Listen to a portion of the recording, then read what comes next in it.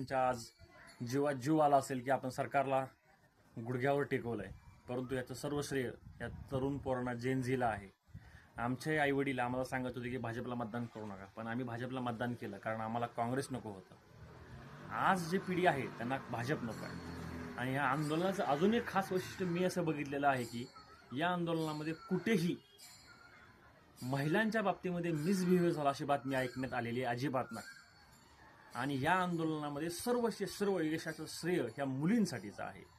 मुली ज्या ताकदीनं रस्त्यावर उतरल्या हे त्याचं यश आहे. आणि ह्याच्याशी जोडून तुम्हाला मी इतिहासातलं एक उदाहरण सांगेन की महात्मा गांधींना का श्रेष्ठ मानतात, महात्मा गांधींना का स्वातंत्र्य लढ्यामध्ये एवढं मोठं यश मिळालं.